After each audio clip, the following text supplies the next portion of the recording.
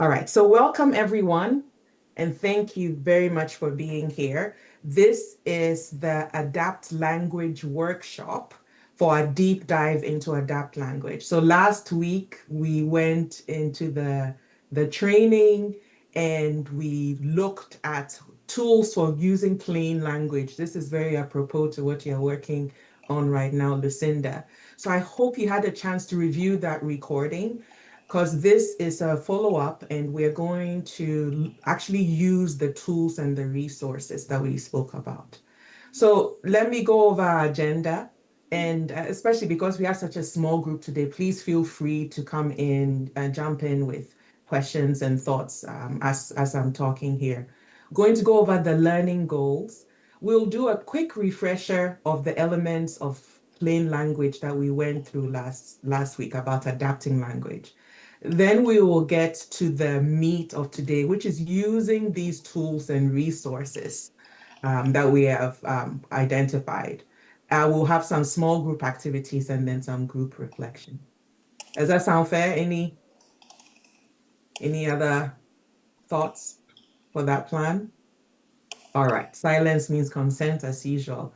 So what are we doing today? Last week, we talked about why adapting language was important, and I'd urge you to watch that video if you haven't. We talked about steps to actually do that. Today, by the end of the workshop, you'll know how to use these word substitution resources that we introduced last time. You also know how to use the readability checkers and some scoring frameworks to assess whether these written materials are actually meeting that 4th to 6th grade level we talked about. And then you have confidence using these tools, right? And at least being able to know where to find the tools. So as I said, we are starting with a quick refresher of what we went through last week. I will not spend as much time because we have there's the recording, but I do want to bring this top of mind for you as we are using the tools today on the path to adapting language, making it plain, making it accessible. The first step is using common everyday words. So finding substitutions for medical terms and more complex terms is really important. That's why we're going to learn the tools today.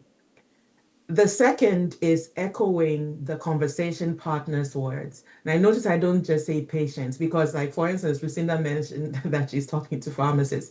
There are many different cohorts and groups of people that we can talk to about health, community leaders. So we want to echo their words. And of course, in some cases, is echoing the entire language. But we know that these resources are challenging to come by. So even if we are not able to get the language, that you can still use their words. If they are saying blood sugar, use those words, right? And then the third point that we spoke about last week was using active voice. Now, you don't have to go digging into your grammar books. Active voice, think of it simply as making it clear who is doing what. So instead of saying the medication should be taken at this time, say you should take the medication at this time, right? Again, please review the recording because I know I'm just plowing through this so that we can actually get to the fun part of using the tools. The fourth point we talked about was keeping the sentences short and simple. And this translates to about 4th to 6th grade level of reading. We learned last week that the majority of adults in the US can't read beyond this level. And then on top of that, when someone is in a somewhat stressful situation, such as being in a healthcare setting, their comprehension falls by 2 grade levels, right? So you really want to keep the language very simple. Then also using body language is as critical if you have the chance to be communicating in person, using visuals. And Lucinda, I hope you really message me and we do that because I'm super excited to help get that poster more visual, right? Using visuals, graphics, pictures, that actually simplifies the language and the message you're trying to deliver. And then we talked finally about using teachback to check your understanding after all going through all these steps. So for those of you who were not able to attend in person last week or maybe not watch the video yet, these are some key points. This is not everything, but key points to remember. Okay. Any questions before we move on from the refresher?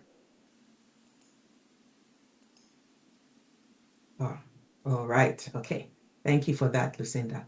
Okay. So now we're getting into the tools and the resources. So remember, this is a lot of doing.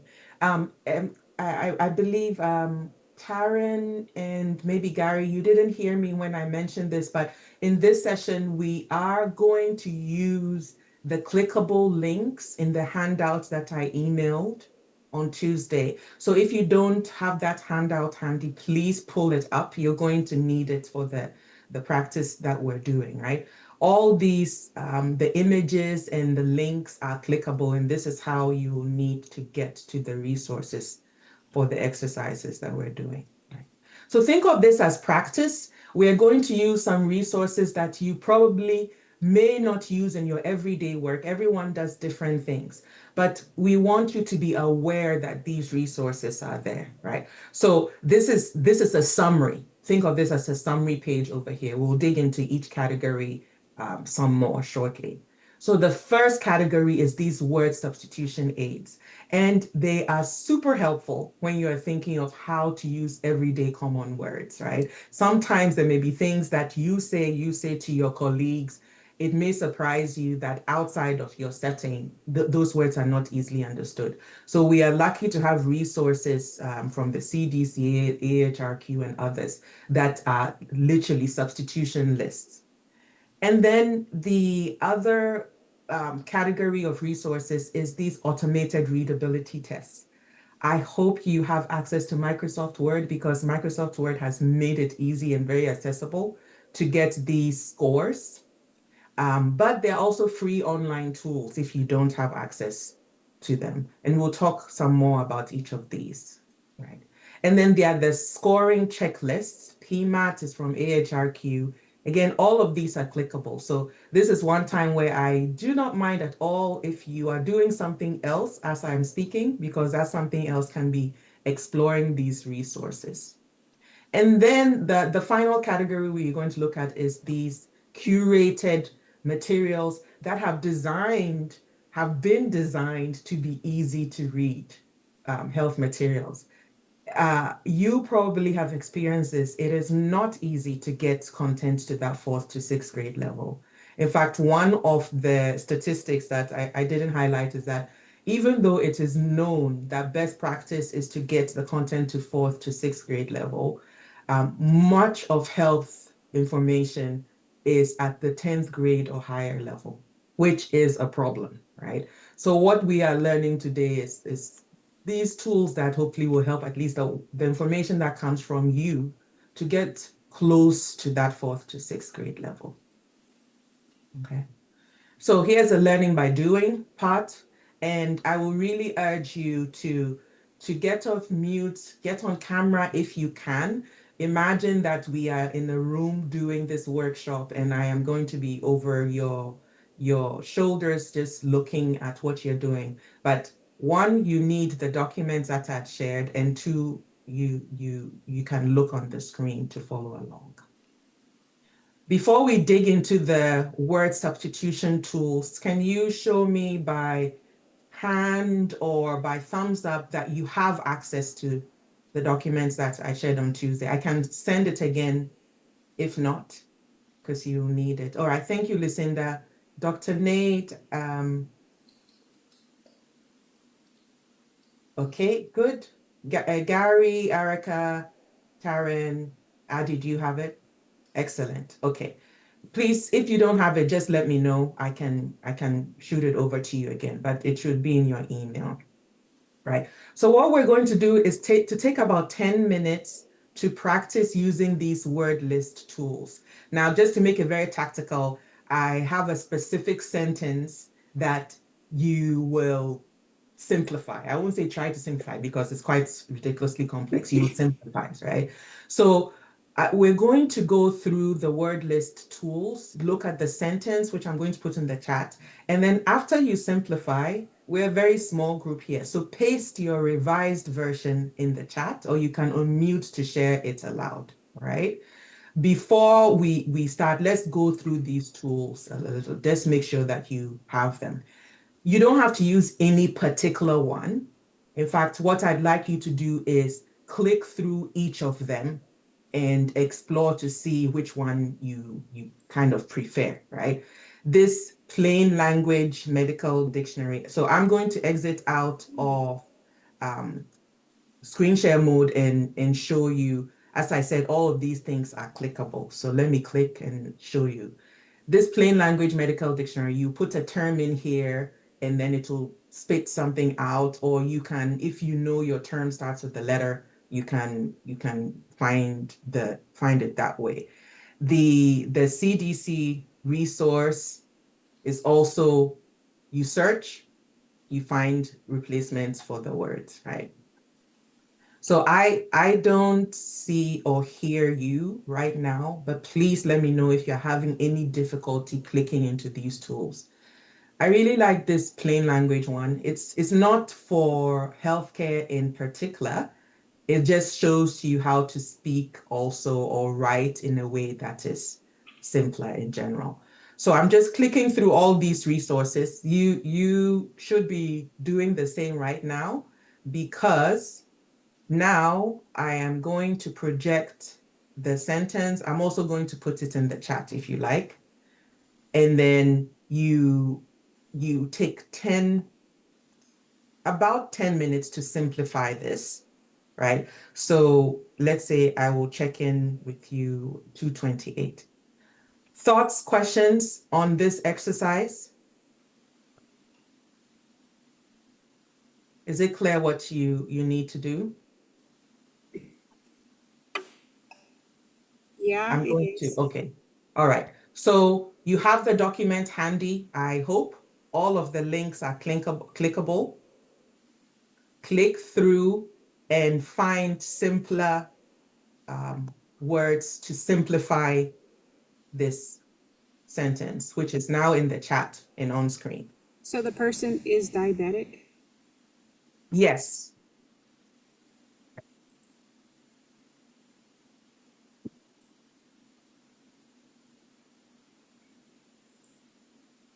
And if you finish, just go ahead and paste your version in the chat, or say you're done, and then we will review.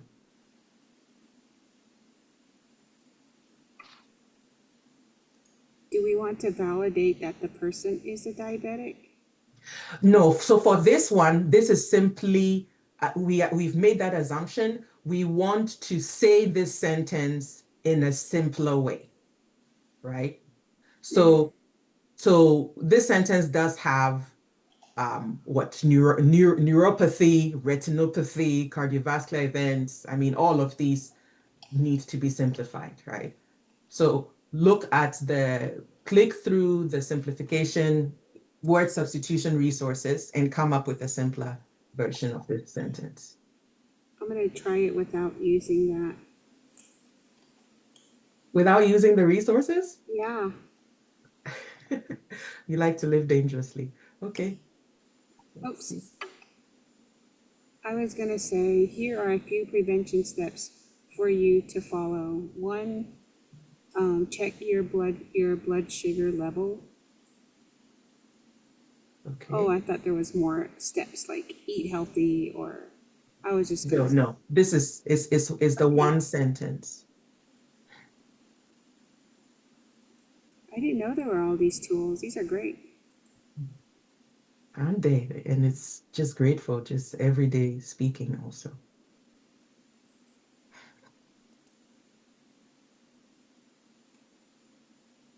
I think I will just play this is not a demo you have to watch, but I will show along on the screen what I hope you are doing. Oops, where's my PowerPoint?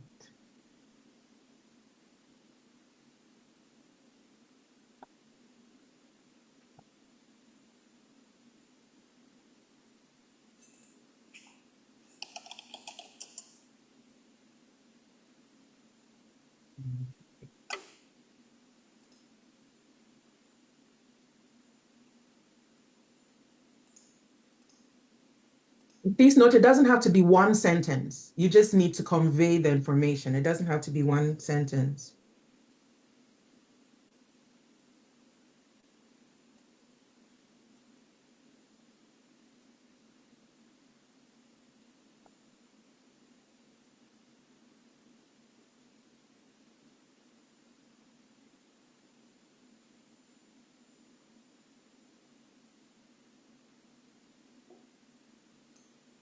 Excellent, Taryn. Thank you so much.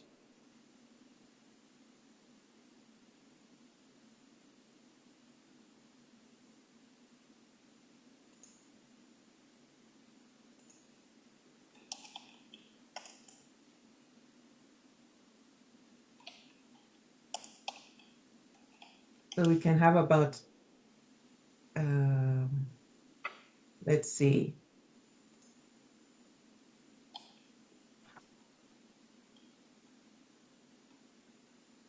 All right. Thank you, Dr. Nate.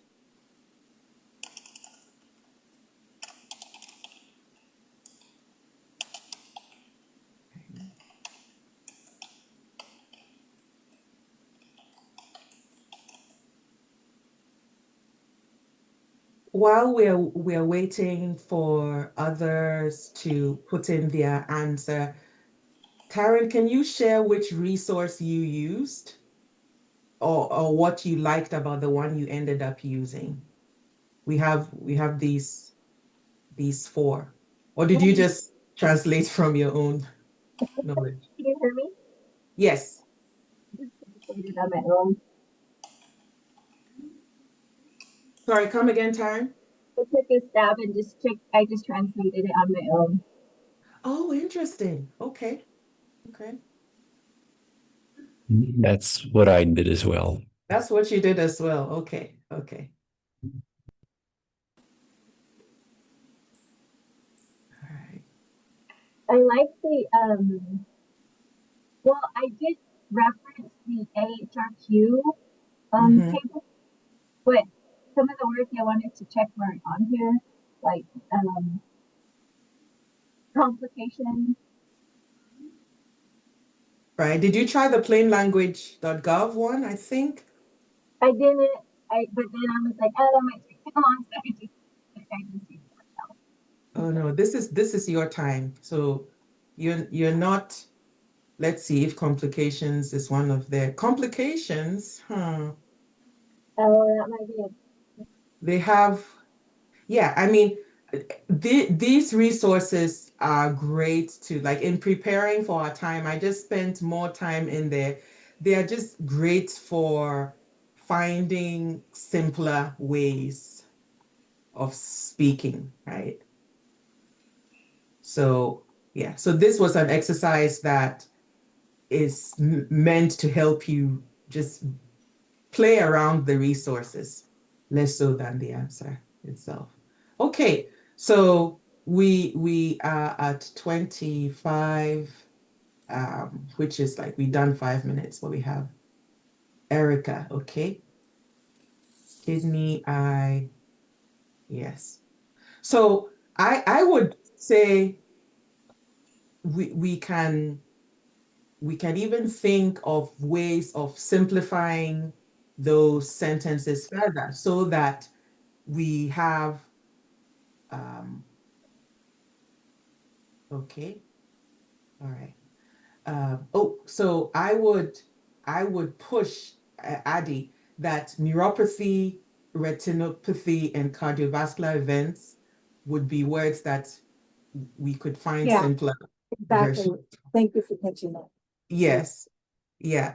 And then you could even just say your hands and your feet, right? Like say your hands and your feet. Teresa, welcome. We're doing an exercise for which you need to have the document that I shared open so that you can click into the resources.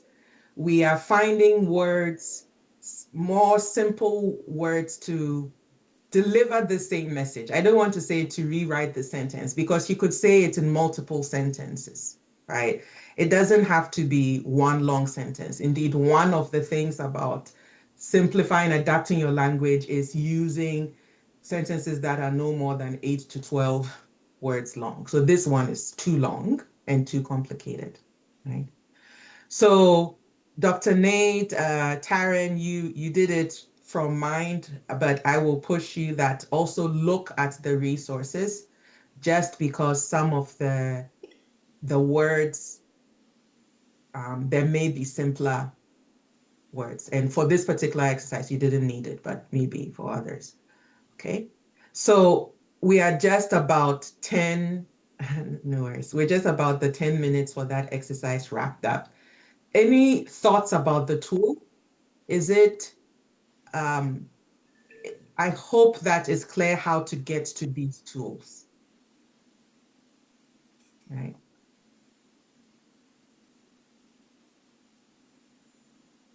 Are we good on these word substitution tools? I think they are easy to use, in that once you go and you check and you see that your word is not there, you come back here and then maybe look and see if there's another dictionary that has the words that you want, okay? And this is mostly important when you are putting out information that you may not be there to correct, so it's not live, it's a document, or you build up, I say almost like a toolkit of words that you can use to replace words that you often have to use in your role. Okay, so yes, please do take a look through the resources. So that was it for the word substitution resources. Let's now look at the readability tools, okay? Again, please have the document on hand so you can click into them. So for this, what we're going to do is start out with, I'd like you to watch a demonstration before you go off, because this is not entirely, how should I say it? It helps if you've seen it before, right? So how many of you have already used some of these tools in Word? So that will let me know that I can jump along a little bit. Okay, I'm not seeing any thumbs ups or so I'm going to push. If you've seen this before, okay, Taryn, if you've seen this before, bear with us as we learn. What we're going to focus on is the Flesch-Kincaid grade levels, and then the Flesch reading ease score, and then this SMOG index. The SMOG index is not very popular, but I wanted to show you something in case you didn't have Word and you want to use something else. So let me start by first just walking through what each of these tests are. We did a preview of this last week, so apologies if this is meant to be a refresher, but we kind of need it for today. So let's look at it.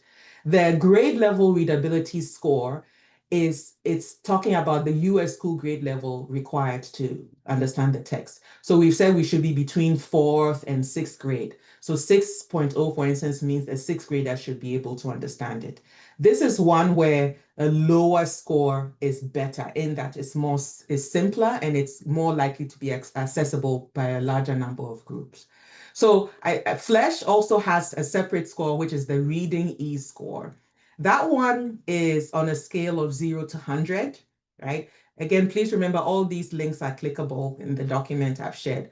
For that one, a higher score is better. So you want a higher score, you want 70 and above. Now, this SMOG index is not available in Word, but there's free online tools that if you don't have Word, you could use. So let me get out of presentation mode and show you the exercise that we're going to do. We're going to explore the readability scores of 2 texts. right? These are delivering the same messages, but in different, they're saying it's slightly different. So text one, I don't think, this is not a secret. You can see that text one is more complex. It's important to adhere to your antihypertensive regimen to maintain optimal blood pressure and reduce the risk of myocardial infarction. Text two is saying, take your high blood pressure medicine every day. This will reduce your chances of having a heart attack. So let's use the readability tools to actually, this one was like glaringly clear that this was more complex, but sometimes, especially if you've written something, you can't really tell. So let's use the readability tools to check, right? I hope everyone is tracking what I'm doing. Please jump in if I'm not. So all I've done is you come to Word, if you have Word, you paste the text, and it doesn't have to be a short text. It could be a huge, long document. It's just for demonstration that I'm using such a short text. Review is where you want to go. You want to go to where it says review, right? So I hope you're following along if you have Microsoft Word. And then you go to spelling and grammar, click on spelling and grammar. You will get often many suggestions coming from Word. For this particular exercise, I just want us to look at the readability scores. So that is usually in a place that is called Insights, and you click on Document Stats. Okay. So here is the score. You see other thing, counts, averages, but readability is where you want to focus on. The Flesch reading ease score is 17.3. Do you remember? Can someone jump in and tell me what we wanted this to be above? Please feel free to unmute, actually. It will be most helpful if you unmute. Do you remember what we wanted this to be above?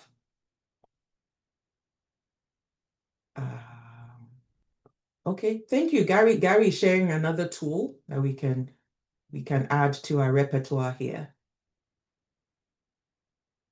Gary, I'm going to call on you because you are always the life of the party here. What was the Flesch reading ease? What was our target? We want to be in the 4th grade level. We wanted it to be 70 and above, right? Yeah, Well, this yeah. was one where higher score. Thank you, Gary. So 17.3 is abysmal, okay? The grade level, what grade level did we want it to be? 4th grade, right? Fourth to six. 4th to 6th grade. This is saying like what, 15th grade. So this sentence was such that you could tell off the bat that it was complicated. But oftentimes you have, especially if you've written it yourself, you can't tell. So this is where using that score readability tools is important. So we have, let me just write it down, and I'd ask you to write it down too, because I want to make a point about this shortly. For Word, in Word, we got 17.3, 15.8 as the scores. I want us to use another tool, for instance, this SMOG readability tool. Right. So how this works is you click on the link again. Hi, Latonya. We are going through using readability tests. So please pull up the document. Oops, no, this was a simple one. Sorry. And what we're doing is we're using the tests to see how complex these are. Right. So right now I'm using this test. Okay, so this is one of the disadvantages of the free tools. They come with ads, but if you don't have Word, it's a good tool. So in this tool here, we see again the reading level. This one is saying the reading level is essentially, it's nowhere near it needs to be. 15 is not 6th, right? We are also seeing the reading ease, okay? The tool before said 17, this one is saying 20.35. Whatever the case is, we need it to be above 70. So this sentence here, it's important to adhere, so on and so forth. It's not meeting the goal at all. Are you tracking? Right? How are you finding using these tools as we're talking? I need to hear from you to see how it's working. Karen? It's very helpful.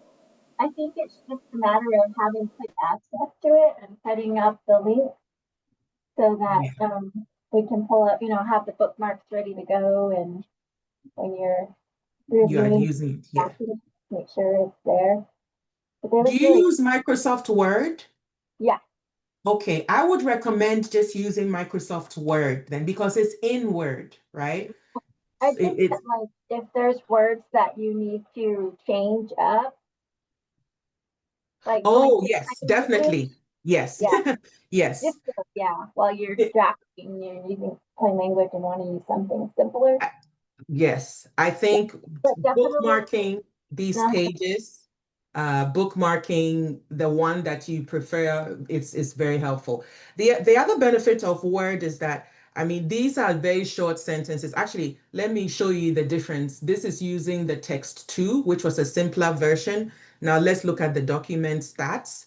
Oh, just to remember, this is how you get there. You click on review, you go to the review tab, you press spelling and grammar, right? If it's a long document, you highlight just the part you want to check, or you can check the whole document. And then we look at the document stats and it will calculate it. All right, so now we're cooking with gas. So now the reading ease score is 75. And remember, our target was to be above 70. The grade level is 4.9. Do you see that? Does everybody see that in the readability?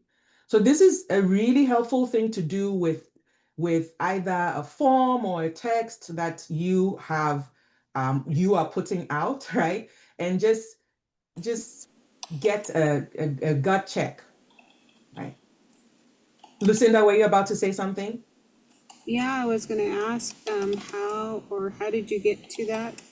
You said Okay. the I'm doing review. the same. Had the same question because mine doesn't have that option. I think yours is a little bit newer form of Word. So you don't have the review tab in your Word? No, we have review, but it doesn't have the same options as Okay. Okay. All right. So let's do this together now. Go to File, look at my screen, right? Go to File Mm-hmm. and look for options. For me, options is all the way at the bottom. Did you see what I did? Uh-huh. And then go to, I think it's proofing. Yes, Dr. Nate? Yep, you're right. Yep. In Proofing proofing. should be one In that says proofing, readability statistics. Yeah. exactly. And make sure that show readability statistics is checked.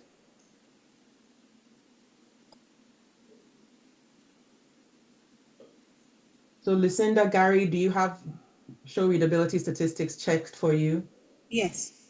Okay. So now it should, when you go to review, click review. Let me X out again so that you see. Click review, click spelling and grammar, and then it should bring up um, a bar, and in there you should be able to click readability, document stats, and then you see the readability. Mine says we're finished checking your section. Want to check the rest of it? Oh, there it popped up, but And it's just a box it's just a box. yeah, Yes, it's just a pop-up. in Why the do you center have the screen. Not editor on the side? Okay, it could be that yours displays on the side. Yeah, the center. Yeah. it usually comes up in the center. mine is working. It works good now. Like it looks like how you. Okay. All right, let's make sure Lucinda is How also. did you get the editor on the side to show up on the side?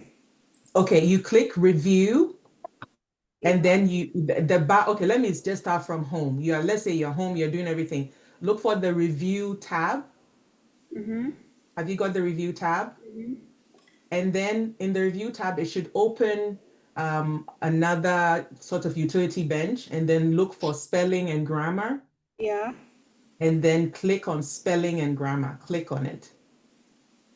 Yeah, ours, at least mine doesn't open that side editor that Lucinda. Yeah, mines don't open the side editor. Did it Mine pop don't up? either.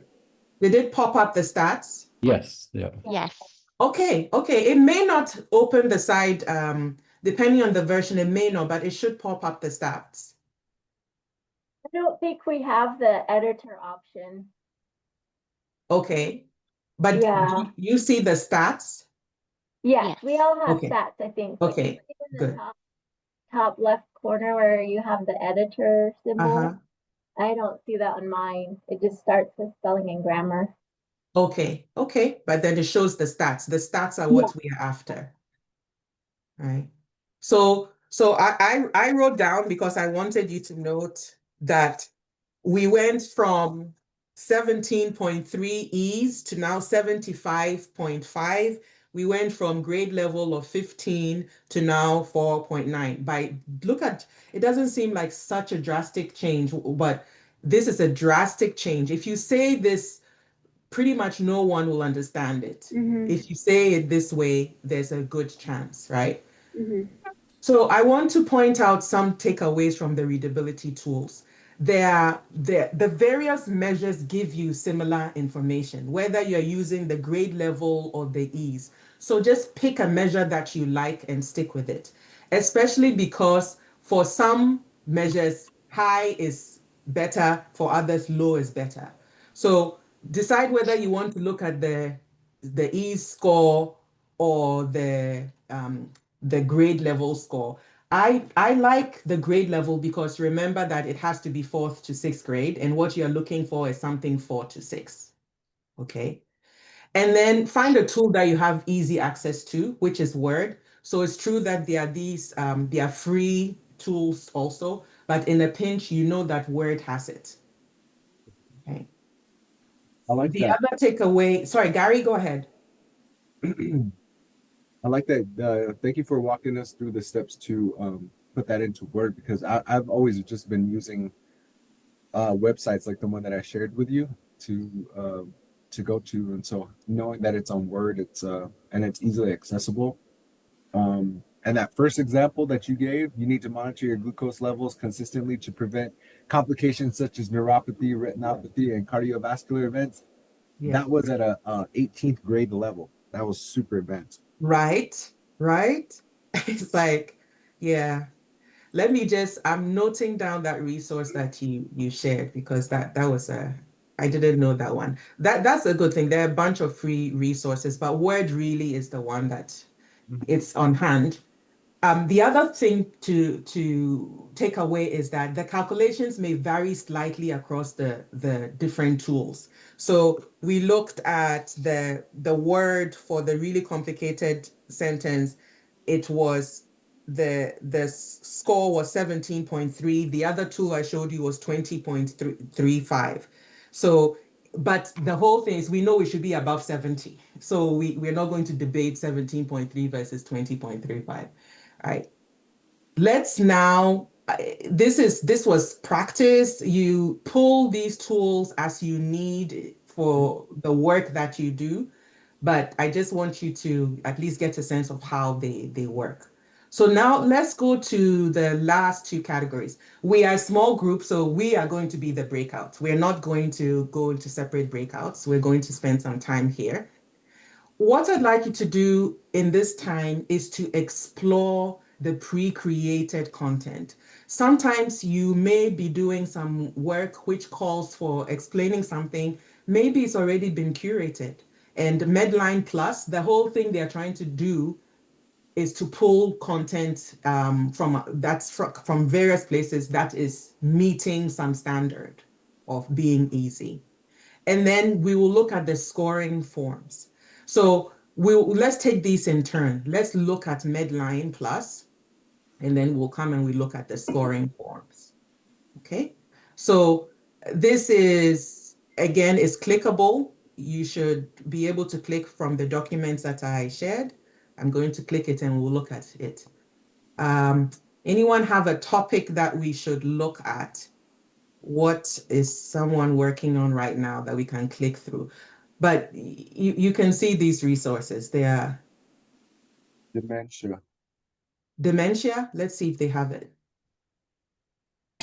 Diabetes, eating plan. Oh, they don't have dementia. It's probably in Alzheimer's or something. Okay, let's look for A. Oh, yeah, Alzheimer's. Here we go. Let's try and see what they have. So they have some resources, right? Okay. Yeah, and look, they even have other modes of communication also that you could use. So it's a place where you can come and hopefully they touch on the topic that you need, right? A to Z topics. What other, right now, I'd like you to be exploring the health topics closest to what you work on. Adi, I haven't heard from you this time in this session yet. Is there something that you are working on that we can look up?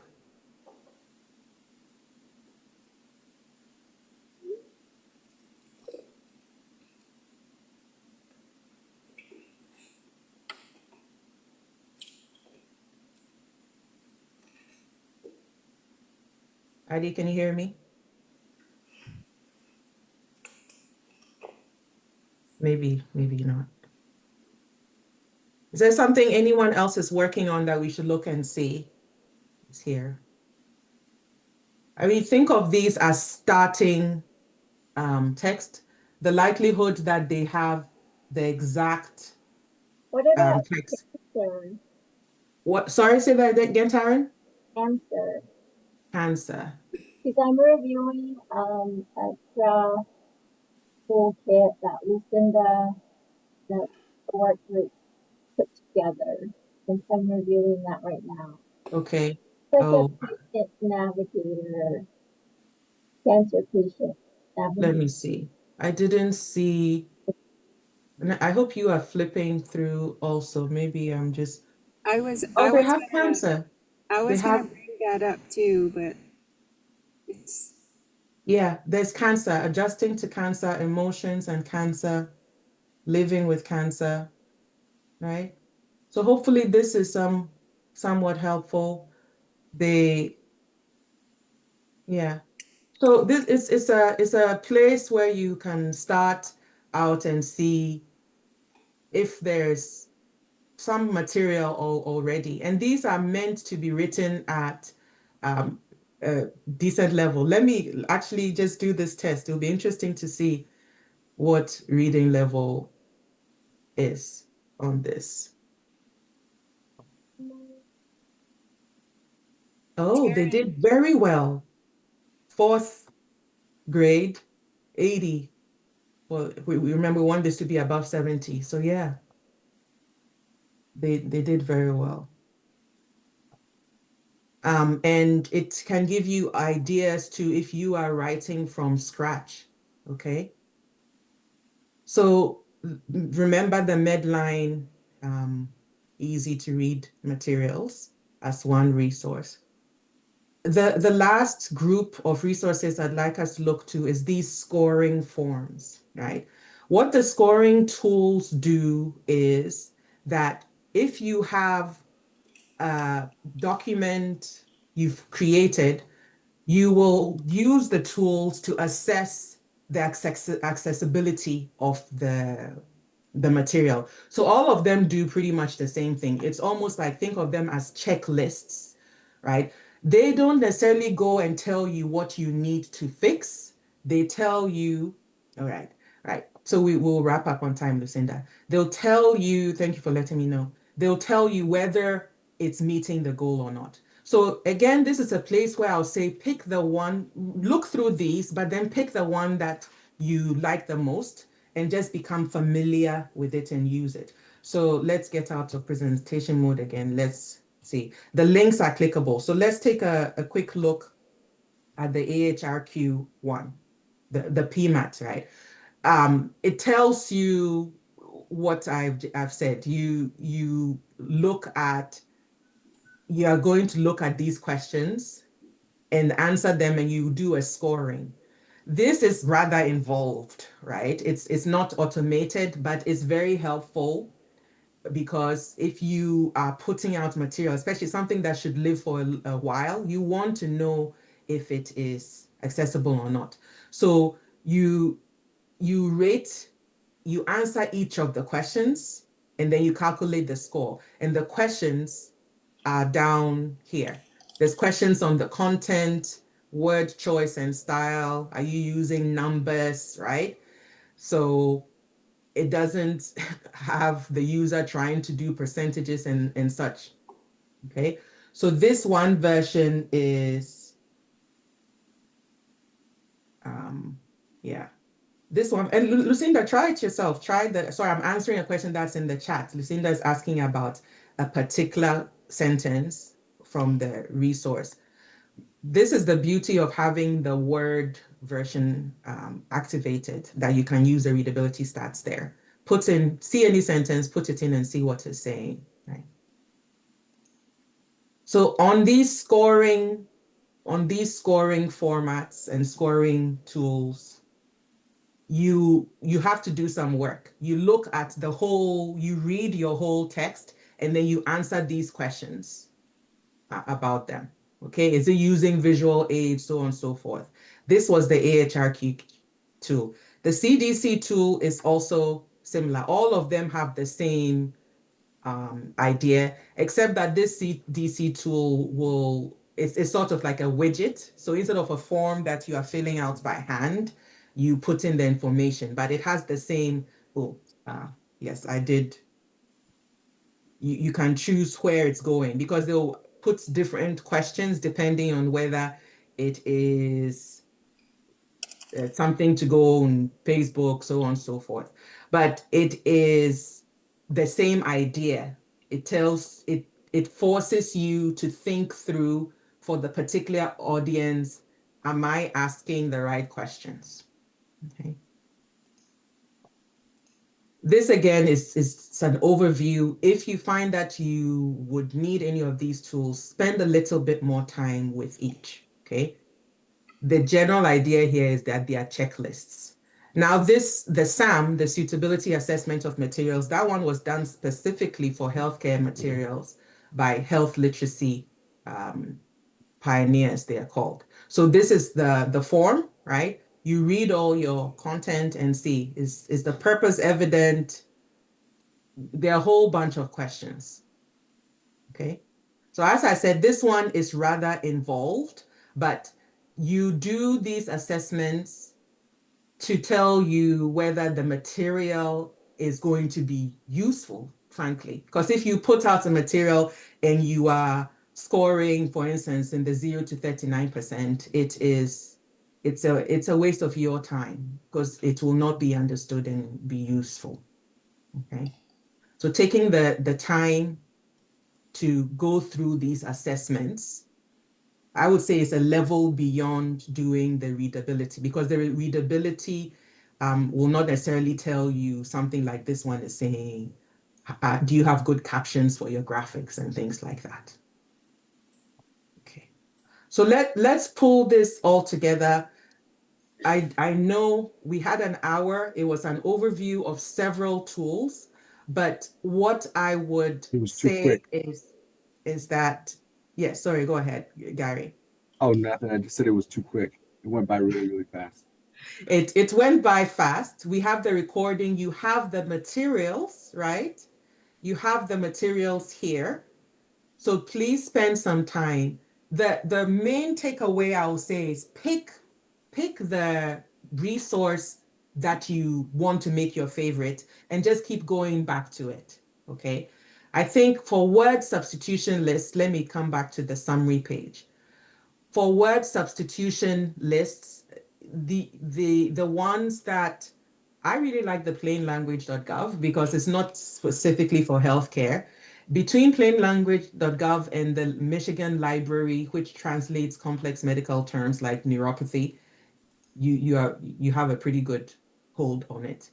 For readability, the word tools, right? Just making sure that those things are switched on is really handy to have.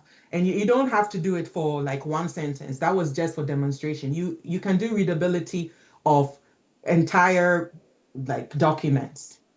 We didn't go deep into all the possibilities, but Word also can tell you, it can even sometimes suggest substitutions, like think of using this word instead, right?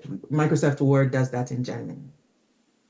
The scoring checklist will be most useful if you are putting out a document, a written document, and you want to assess whether it's going to be useful, because this is their checklist. You look at them and look at the questions, and then you give scores to yourself. And then these curated materials are good starting places. So think of these as something to have in your toolkit that you can refer to, right? I know that we went through this but a bit quickly, but once you have the access to the tools, you know what they are in the summaries. You can keep coming back to them. So any thoughts, questions as we are wrapping up here? We have 2 minutes.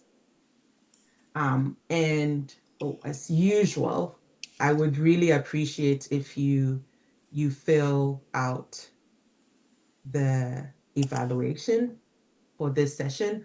I'm going to put it in the chat, and you can also you can scan this link on your screen.